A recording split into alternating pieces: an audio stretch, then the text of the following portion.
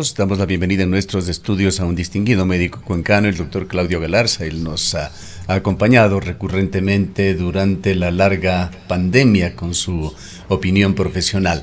Le hemos invitado el día de hoy para tratar temas muy importantes que tienen que ver con la salud, pues el doctor Galarza, además de una amplia formación, entre otras cosas, tiene un PhD en medicina con especialidad en reumatología, tiene también una amplia experiencia profesional y académica. Fue asesor de la presidencia del Instituto Ecuatoriano de Seguridad Social, presidencia de ese consejo directivo. También entre el 2012 y el 2014 estuvo en la industria farmacéutica con Enfarma EP, iniciativa, emprendimiento que puso en vigencia el expresidente de la República, Rafael Correa.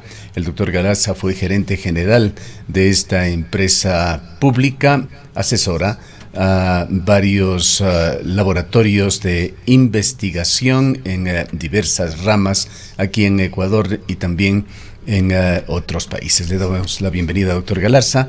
Quisiéramos tratar inicialmente este tema del problema de suplementos de medicinas en los hospitales públicos. Lo hemos constatado personalmente, lo denuncian diariamente nuestros oyentes. No hay medicina en los hospitales. En el Instituto Ecuatoriano de Seguridad Social, en esta misma semana, de las recetas, cualquiera que ésta sea, que emiten los médicos del propio instituto, se lo consigue quizá en un 15, no más de un 20%, y lo que se da en las farmacias del IES son los paliativos de bajo costo, incluyendo en esto el famoso paracetamol, las aspirinas, etcétera, pero medicamentos especializados prácticamente no los tiene, ni siquiera en medicamentos genéricos. Quisiéramos conocer su diagnóstico sobre qué es lo que está sucediendo con este tema. Se ha declarado la salud en emergencia, se ha puesto consejos de salud que lo preside el vicepresidente de la República, Antonio Borrero, pero no se logra aún habilitar eficientemente este tema aquí en Ecuador. Bueno, gracias por la invitación, Gustavo.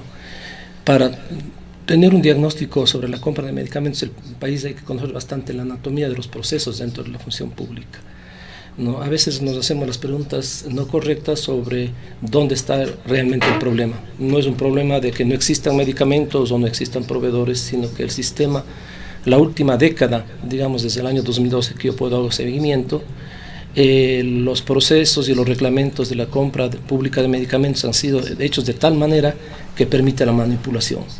Es decir, en mi concepto, personas muy competentes han hecho el sistema que sea absolutamente manipulable por parte de los funcionarios del Ministerio de Salud, del IES e inclusive a veces también por parte de las farmacéuticas. ¿Qué pasa aquí? El problema no nace en la compra o en la demanda, nace en la demanda, desde los hospitales. Muchas veces los hospitales públicos no conocen, no tienen estudios ni han hecho un seguimiento de qué medicamentos necesitan realmente pedir. Y como el proceso de compra de un medicamento puede durar, de acuerdo al reglamento, varios meses, obviamente esto no ayuda a que estos medicamentos lleguen en su momento oportunamente a los pacientes. Después no existen estudios de costo-beneficio, de costo-efectividad, tampoco existe una negociación correcta con los laboratorios farmacéuticos, que como usted entenderá, para las farmacéuticas esto es un negocio. No es para nosotros, obviamente, para el resto de la ciudadanía, el medicamento es una necesidad. Privadas, así se lo entiende, pero, sí. Pero tiene que estar el Estado jugando allí un papel, diríamos, de buffer, sí, intermediador para que las cosas se den con utilidades, sí, pero con una utilidad racional en los casos en los que esto se justifique. No existen estudios de costos de medicamentos acá y no existe ningún tipo de control, pero eso ha sido hecho con intencionalidad por parte de las autoridades, digamos, o con las que diseñaron los reglamentos. Si usted se acuerda, tal vez hasta el año 2014, siempre los medicamentos costaban el doble en Colombia. Luego de que el Ministerio de Salud Pública puso en vigencia el artículo de fijación de precios, los precios se dispararon. Ahora es al revés. Es al revés, también lo hemos constatado personalmente en Colombia, en países europeos, inclusive medicinas que son de amplio uso para diversas enfermedades crónicas sobre todo, cuestan la mitad. ¿Y para qué hablar de países como la India en donde cuestan una fracción? Sí, sobre todo, por un ejemplo, claro, el 90% de los medicamentos que compran los Estados Unidos son de origen son genéricos, genéricos de buena calidad. Así es. Que tienen el control de calidad, y el 70% de ese 90% son de la India. El mayor proveedor de medicamentos de los Estados Unidos es la India. Yo he estado personalmente en las plantas hindúes y indias, y tienen un proceso de calidad muy bueno siempre y cuando se exija. Aquí no existe ningún tipo de control de la calidad de los medicamentos, tampoco está en los pliegos, y no existe, por ejemplo, un sistema que pueda comparar los medicamentos originales con los genéricos, ¿sí? La biodisponibilidad. También, doctor, aunque esa biodisponibilidad es necesaria, no en todos los medicamentos, sino por ejemplo de alto costo para el cáncer, aquí no existe ningún sistema, aunque es responsabilidad del Ministerio de Salud Pública. Pero además, doctor Galarza, otro de los problemas que no es de ahora, sino desde hace algún tiempo atrás, serie de demandas por parte de los usuarios, es la falta de medicamentos. Acá no llega una gran cantidad de medicamentos que ya están en otros países, y la gente se ve obligada a buscar amigos, parientes para que los den adquiriendo en Estados Unidos, incluso en Argentina u otros países de Latinoamérica, nuevos medicamentos para el tratamiento del cáncer, medicamentos para las enfermedades catastróficas o para estas enfermedades conocidas como raras. O sea, simplemente esos medicamentos aquí no hay, no se contempla dentro de estos listados, y para incluirlos en estas listas del sector público ha tomado una gran cantidad de tiempo, y en muchos casos ni siquiera se ha logrado. Para entender ese problema hay que dividir los medicamentos en dos clases. Los primeros de uso común, digamos, todos los que necesitamos, antibióticos para el dolor, para la inflamación. Eso es un grupo de medicamentos que realmente no debería tener ningún problema en comprárselos. Muchas veces el sistema, como está amañado, simplemente los funcionarios no hacen o demoran los procesos para lograr declaratorios de emergencia o de compra rápida, ¿sí? Es decir, que el problema comienza desde la demanda, no la oferta. Con los medicamentos ya de alto costo, de complejos o enfermedades huérfanas, medicamentos huérfanos, hay dos cosas. Primero, no existe en el país lamentablemente un registro de cuántos pacientes con enfermedades raras o catastróficas tenemos. No conocemos el problema, no sabemos el volumen de pacientes que tenemos, y obviamente eso impide que puedas hacer una planificación y saber qué comprar. Con los medicamentos nuevos de alta tecnología, o por ejemplo para el cáncer, que están saliendo cada 3-6 meses nuevos medicamentos, nuevamente el sistema demora, porque se necesita que entren al cuadro básico de medicamentos, y eso puede pasar 2-3 años. Una vez que estén aprobados, 2-3 años ya no son actuales porque hay otros. Y así aparecieron nuevos medicamentos. Exactamente. Es un círculo vicioso creado por el sistema, y lamentablemente yo creo que con intencionalidad para poder manipularlo. Porque, por ejemplo, con la subasta inversa corporativa de medicamentos, se dice que se compra el más barato, ¿verdad? Entonces 7 o 10 empresas se ponen de acuerdo y ponen una propuesta. Gana la más barata, pero después él dice que simplemente se retira porque ya no tienen proveedor o no ha podido cumplirlo, y así van pasando al segundo, al tercero, y pueden llegar hasta el séptimo, y ya no es el más barato.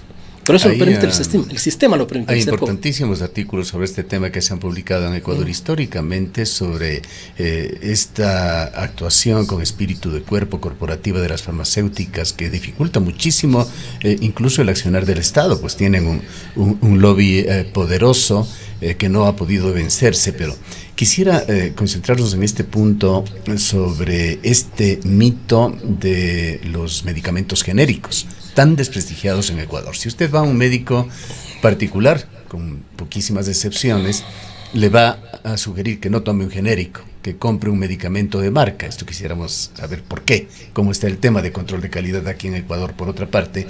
Y ponemos en pantalla este gráfico del peculio del doctor Galarza, quien nos acompaña precisamente, que quizá usted puede explicar mejor, doctor Galarza. Se trata del diagnóstico del sector farmacéutico. Señala que Ecuador es uno de los países con menor participación en genéricos en relación con el total de unidades vendidas en el mercado internacional de medicina. Quienes nos acompañan en la internet pueden ver este gráfico que le explica el doctor Galarza. Bueno, este gráfico realmente es la fuente es el Ministerio de Salud Pública nuestro. donde se indica que en los Estados Unidos el 90% de los medicamentos son genéricos, pero de buena calidad, porque pasan un proceso de control de calidad, y en el Ecuador es al revés, el 90% son de marca. Sin ningún tenemos allí en el intermedio Chile, Venezuela, México, sí, Colombia, Brasil, que utilizan muchos más genéricos que Ecuador. Pero tienen control de calidad. Entonces, debería existir un laboratorio que es responsabilidad del Ministerio de Salud Pública sobre el control de calidad de los medicamentos. Sobre los que tienen calidad, de ahí debería hacerse una subasta. No sobre todos, sino sobre los que tienen calidad. Por ejemplo, hay materia prima en la India que ya viene aprobada por la FDA, o sea, es materia prima para enviar a los Estados Unidos, o sea, aprobada por la FDA, y se puede comprar y no es tan más cara que las que nos venden a nosotros. Simplemente a veces la codicia es una cosa complicada. ¿Qué hacen entidades como el Instituto Ecuatoriano de Normalización, el INEN, el ARCSA, se me escapa algún otro instituto que existe para temas de calidad en alimentos, bebidas y medicamentos en Ecuador? Durante varios años, inclusive existía un presupuesto para la compra de un laboratorio de control de calidad, si no me equivoco, costaba $5 millones, que comparado con el presupuesto para la compra pública y privada, que son $1.500 millones al año, 5 millones realmente no es un valor tan importante. Es irrelevante. Pero nunca ha habido la decisión política del Ministerio de Salud Pública para implementar un control de calidad, porque obviamente hay muchos intereses. El sistema no quiere ser controlado. Y yo lo veo muy difícil que actualmente el anterior ministro o este ministro, que sí son personas competentes en los temas médicos, es muy difícil que conozcan el mercado farmacéutico y toda la anatomía del fraude. Entonces no creo que van a tener éxito en la compra de medicamentos. Ahora, doctor, más aún en los sistemas de seguridad social, que el sistema es mucho más complejo. Ahora, doctor, también un poco el control de las farmacias y de los costos en sí mismo de los medicamentos, pensando en medicamentos comunes que la gente compra libremente, en omeprazol, que puede costar menos de 5 centavos si es un genérico y quizás costar hasta 70 centavos uno de marca, y las farmacias simplemente dicen no tengo el genérico, y la gente muchas veces se ve obligada a comprar estos medicamentos de marca. No sé si yo estoy equivocada, pero en algún momento se reglamentó que todas las farmacias tenían la obligación y los médicos tenían la obligación de recetar los medicamentos genéricos. Ahí hay dos problemas, Rosana. Hay un invento latinoamericano que han puesto a los medicamentos genéricos, les han puesto marca. Les llaman genéricos de marca. En realidad, por ejemplo, todos conocemos el Voltaren, que es el diclofenaco, ¿no es cierto? Y es el único medicamento que tiene por derecho, por propiedad intelectual, de tener marca, porque es el original, el que se inventó. Y el resto de diclofenacos sódicos, como sucede en los Estados Unidos, como sucede en Europa, deberían llamarse solamente diclofenaco sódico, no ponerse marca. Y eso también es un problema de distorsión del mercado. Si usted tiene el Voltaren más 10 genéricos de marca de buena calidad, pues los precios van a caer. Pero ese invento del genérico de marca es lo que encarece sin motivo a los medicamentos en general. Entonces, eso también es responsabilidad del Ministerio de Salud Pública, lo sabe, lo conoce, pero nunca ha hecho mucho por ¿Qué sucedió con Enfarma? Que era la empresa farmacéutica del Estado ecuatoriano, llamada justamente a corregir estos desequilibrios. Era una oportunidad de oro. Como todas cosas, no. El Enfarma era un instrumento que si se usa bien puede traer beneficios, pero si se usa mal también puede tener complicaciones. Durante mi gestión, yo digo a veces de broma que fracasé con rotundo éxito. No pude realmente lograr la intermediación de los medicamentos. Hicimos procesos muy importantes, inclusive con la Seguridad Social, en ese momento era presidente Corcho Cordero. Y, por ejemplo, los medicamentos de alto costo a los que se refiere Rosana, logramos bajar de un medicamento, por ejemplo, que costaba $780 la ampolla, lo bajamos a 300. Y ahora, con ese reglamento que hicimos en ese momento conjuntamente con Enfarma, y ya los medicamentos de alto costo en la subasta están ya a $100. Eso sí ha permitido, o sea, si utilizas bien los instrumentos, funciona. Luego de mi salida, digamos, me pidieron la renuncia, los precios de los medicamentos subieron al doble y Enfarma pasó a ser bajo la tutela de Ramiro González. y con este personaje el Pharma se convirtió más bien en un centro ya de manipulación de los precios y cosas que ustedes conocen. Y fracasó, cerró. Pharma cerró por disposición del presidente Correa, aunque era la única forma de compra rápida de medicamentos es a través del giro de negocio de una empresa pública. Pero el giro de negocio puede ser mal utilizado también. ¿Qué está pasando actualmente? Y no vamos a pedirle un diagnóstico del estado de situación general de la salud. Mantengámonos solamente en los medicamentos y en el suplemento de medicamentos para el sector público. ¿Qué es lo que no está haciendo el actual gobierno, más allá de los esfuerzos del compromiso de nuestro amigo cuencano, el vicepresidente de la República, el doctor Borrero? Me parecería a mí, porque yo conocí el listado de medicamentos por el cual el Ministerio de Salud Pública fue declarado en emergencia, y el problema viene desde el pedido.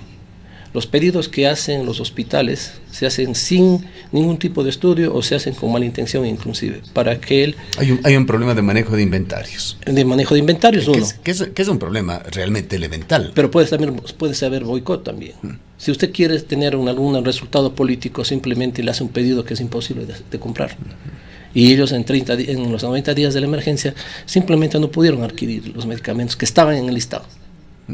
Y además existen precios referenciales.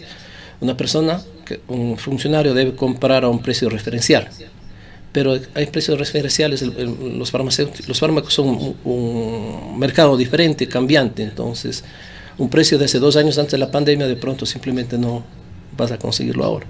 Puede haber una falta de producción de los medicamentos o mucha demanda. Es un mercado muy dinámico, y yo creo personalmente que la única solución es hacer lo que hizo el presidente Gaviria en el 93 y luego el presidente Santos cuando recién fue presidente, intermediar los medicamentos, por lo menos los medicamentos de alto costo. No se olvide que la compra de medicamentos en el país son $400 millones, que no es una suma despreciable, pero el mercado real es la parte privada, que son 1.200 millones. Entonces, mucha más la parte privada que la pública. Pero si no regulas internamente no vas a poder comprarlo. Entonces, ahora que en Colombia se contrata un intermediario, se los pone a competir por ellos, pero obviamente un grupo negociador establece el costo-beneficio de los medicamentos. Inclusive algunas farmacéuticas en Colombia tienen lo que se llama el riesgo compartido. En medicamentos de altísimo costo para el cáncer, por ejemplo.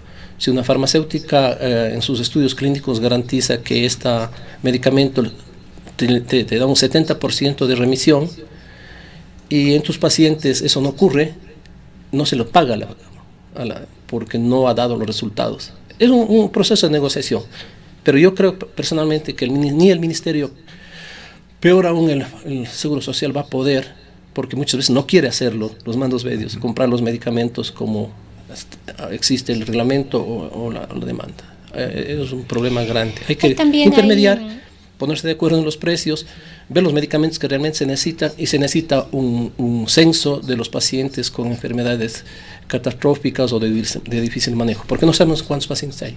¿Cómo saben también la necesidad? En el tema de la adquisición de medicamentos, hay equivocaciones, podemos decir que es una equivocación, una falta de planificación o falta de información, porque quizás se ha comprado una gran cantidad de medicamentos que terminan caducándose porque no se usan, y hay una gran cantidad de medicamentos que son necesarios que no se adquieren y que en este caso los usuarios tienen que salir a buscar en las farmacias privadas o fuera del servicio público. No hay planificación, básicamente, sobre todo lo que yo conozco en el Ministerio de Salud Pública. Ellos te dicen que sí, obviamente, pero cuando tú recibes el listado, ha habido casos que personalmente yo he visto son para la población de México, por ejemplo. Te dicen, vamos a comprar, digo, pero ustedes no necesitan tanto medicamento. ¿Sí? Entonces ahí entran más problemas. Medicamentos que caducan, medicamentos fantasmas, que por ejemplo piden pero nunca llegan. Es decir, una enorme ineficiencia en el absolutamente. Manejo de los Absolutamente. Sabíamos no hay solución. por allí que incluso una de las empresas importantes de Ecuador, La Favorita, donó un moderno sistema de manejo de inventarios al Ministerio de Salud. ¿Qué ha pasado con esto? No quieren implementar, porque eso significa controlar. Y si ven ustedes los hospitales públicos, el Ministerio de Salud Pública no tiene hasta ahora, ya en el siglo XXI, historias clínicas. Es un caos provocado. Sí. No tienen historias clínicas, cada hospital tiene su historia clínica. Es decir, puedes haber en el sistema público 4 Gustavos Cardosos, a donde quién se descargan los medicamentos. Vayamos a otro tema. Lamentablemente tenemos que caminar con paso ligero en función del tiempo. La desaparición del Izquieta Pérez fue una tragedia para el país. Allí se producían vacunas, se hacían controles de calidad, tenía una función. En lugar de mejorarlo, desapareció. Y se han dado en Ecuador algunas iniciativas para tratar de generar medicamentos en algunas ramas. Se lo hizo en forma previa a la pandemia. El rector de la Universidad de Cuenca, Pablo Vanegas, impulsó un proyecto Bridging para instalar digestores, equipos modernos de medicina para generar vacunas, para generar medicamentos biológicos, de estos medicamentos justamente que aquí en Ecuador el tratamiento para un enfermo de cáncer o una persona con enfermedad catastrófica puede estar costando $800, $1,500, un tratamiento mensual, si es que no es más, y que cuestan menos de $100 en otros países del mundo. ¿Qué es lo que pasó con este proyecto? ¿Qué ha pasado en la actual administración de María Augusta Hermida, que no se ha vuelto a mencionar siquiera el tema del proyecto Bridging? Bueno, primero un comentario sobre el Izquieta Pérez, porque lo conozco bastante a fondo. Lamentable, es un poco un mito también, porque en el 2013, cuando se nombró una comisión para inspeccionar el Izquieta Pérez, lamentablemente no cumplía con las normas, digamos, modernas de control de seguridad. ¿Sí? Había una cantidad de fallas ahí estructurales y del mismo edificio que no permitían tener un bioseguridad de la... ¿Qué es lo que hacían entonces? ¿Antiofídicos? Hacían suero antiofídico, hacían rabia. En eso sí tenían la tecnología, pero lamentablemente necesitaban un apoyo muy grande para hacer una planta moderna. En esa época yo era gerente de Infarma y por eso sé el proceso. Me pasaron la mitad, digamos, de la producción de vacunas bajo responsabilidad de Infarma. Conseguimos $10 millones para la construcción de una planta moderna en Durán, de vacunas, pero hubo una disputa interna entre el MIPRO de Ramiro González y el Ministerio de Salud Pública por ver quién de los dos manejaba la construcción de ese, y no quedó en nada. Y obviamente esto produjo pérdidas ya de las capacidades técnicas que sí habían, los técnicos sí existían en el Izquieta Pérez. Lo que no existía era la infraestructura moderna, los equipos y el financiamiento para hacer una verdadera planta de vacunas. Es decir, el gobierno la arregló peor, porque desapareció prácticamente, y ahora es muy difícil hacerlo. Con el proyecto Bridging, que es de una fundación de origen belga, en las conversaciones hasta donde yo estuve estaban exitosas. Había un apoyo de la Cámara de Comercio de Cuenca para hacerse cargo de una garantía que era necesaria para la donación de los 200 millones y la construcción de un hospital un hospital universitario, el cual no tiene la universidad de 150 años de vida y no tiene un hospital universitario. Con la nueva administración no volvieron a hablar ya directamente con la empresa belga, y no sé realmente qué. No sé, yo creo que eso fue un tema político, porque alguna vez me comentaron de que esto, como hacer un proyecto del anterior rector, ellos no tenían interés de continuar y hacer un nuevo. Bien, pediremos explicaciones a quienes son responsables ahora de la universidad. Ahora, con todo esto de las medicinas, las enormes dificultades que encontramos en el sector público, el sector privado, ¿cómo está aquí en Ecuador? Porque vemos farmacias creándose todos los días, casi en cada esquina. En general, el sistema privado no tiene ningún problema en el abastecimiento ni de insumos, ni de medicamentos, pero tampoco tiene el Ministerio de Salud Pública un estricto control sobre la calidad de los servicios. Mire usted que no sé si Ecuador es uno de los países donde más cesárea se hace, y eso no va de acorde a la estadística mundial, ¿verdad?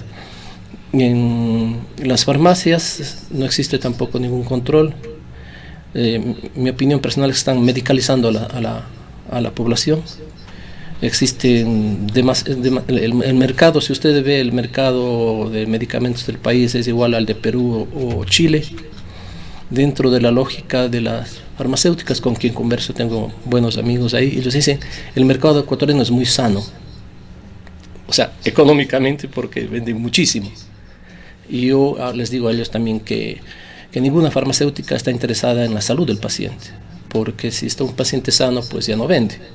Entonces mejor medicalizar a la población, asustar a la población para lograr medicamentos. Nuevamente no existe un sistema de salud y el ministerio se ha vuelto un ministerio de enfermedades, no un ministerio de salud. La salud no son hospitales ni medicamentos. Además hay muy poco control de la automedicación. La gente fácilmente puede ir a una farmacia y comprar cualquier cosa. Lo que sea. Y tomarse. Sí, en casi todos los países usted no puede comprar ni una aspirina sin receta. Y aquí no existe el control del ministerio sobre la prescripción médica, que es un problema grande porque primero aumenta obviamente la automedicación, los efectos secundarios, y hay otras cosas más graves todavía. Hay una pandemia de medicamentos contra el dolor que también que es un problema también en los Estados Unidos sobre los opiáceos. 500,000 personas mueren en los Estados Unidos por el uso de estos fármacos para el dolor. Y aquí puedes comprar tú sin ningún problema. Bien, aquí vamos a también aportar algo en pantalla para quienes están siguiéndonos en internet. Esto de alguna manera se ha opacado por la pandemia, que estaba en primera plana tratándose en temas médicos, pero vamos a dar lectura a 3 párrafos de un reportaje de BBC Mundo, uno de los portales de mayor prestigio en el mundo. Habla de otra epidemia, la epidemia de opioides. En Estados Unidos empezó en la segunda mitad de la década de los 90 y las víctimas se siguen contando en decenas de miles cada año. Según los Centros para el Control y Prevención de Enfermedades de Estados Unidos, entre 1999 y 2019, casi 500,000 personas murieron a causa de una sobredosis relacionada con algún opioide, ya sea ilegal o recetado por un médico. Solo en 2019, alrededor de 136 personas murieron cada día a causa de una sobredosis de opioides y representaron más del 70% de las muertes por sobredosis de droga. Y en pantalla tenemos otro titular que se publicó hace no mucho tiempo. Grandes farmacéuticas anuncian acuerdo por $26,000 millones para zanjar los pleitos sobre opioides en Estados Unidos. El pacto, que incluye a J&J, Johnson & Johnson y 3 grandes distribuidoras de medicamentos, destinarán los fondos a combatir la adicción una vez se aprueben en estados y ayuntamientos. Es considerado como una pandemia por medios de comunicación, dada la extensión y la gravedad de este tema. ¿Qué tanto está incidiendo esto en Ecuador? Estadísticas, como le digo, no existen, pero ante la proliferación del número de farmacias y la venta libre de opiáceos en el país, yo creo que es un problema. En la vida diaria que veo yo pacientes que tienen dolor, por ejemplo, personas que tienen osteoartritis, que es una enfermedad degenerativa pero no tan grave. Hay muchas señoras que compran y toman opiáceos y vienen y le digo, señora, pero yo compré esto, me hace bien. Digo, claro que le hace bien, pero hay problemas. Es más, y hay que dejar claro, generan adicción. Exacto. Lo más difícil es quitarles, porque ya se acostumbraron y quieren tomar su medicamento. Es un problema que yo veo día a día y es por la venta libre de estos medicamentos. En realidad, debería haber un número muy pequeñito de medicamentos que se puedan comprar por venta libre. ¿Es un tema que no ha asumido la salud pública en Ecuador? No, lamentablemente. Como le digo, el Ministerio de Salud no tiene el control sobre la salud del país. Y yo a veces de broma digo que es un ministerio de enfermedades, no es un ministerio de salud. Lo básico para la salud es el agua potable y el alcantarillado, porque las enfermedades que más se producen, el 80% son infecciones, ¿no es cierto? Y un país como el nuestro que, bueno, en Cuenca tenemos una situación un poco diferente, pero en la costa, ¿para qué te sirve un hospital en el Monte Sinaí, en Guayaquil, que es un hospital precioso, y la gente no tiene agua? ¿Cuál es el sentido?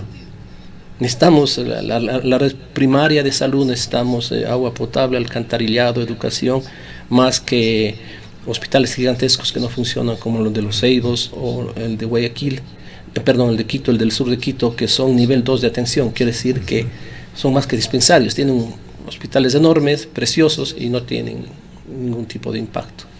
A los opioides, y esto valdría la pena que nos explique usted un poco más, que son compuestos que se los equipara con la heroína, con el opio, justamente de allí su nombre, pero que son medicamentos creados en el laboratorio, como medicamentos originalmente.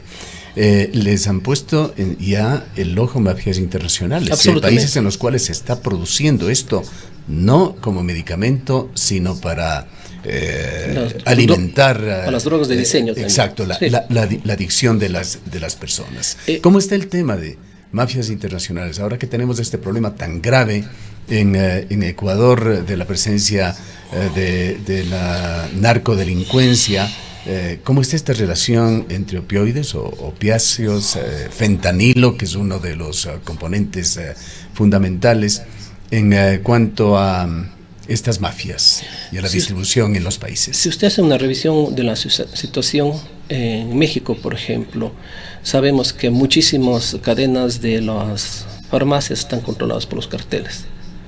Y los carteles compran estos medicamentos para luego ser enviados a los Estados Unidos. Diferentes tipos de medicamentos de origen de los opioides. En Ecuador, como estamos ya en este problema también, no me sorprendería de que ya ciertas cadenas o ciertos lugares estén manejando también la compra indiscriminada para no solamente el consumo local, sino para ser enviados fuera del país.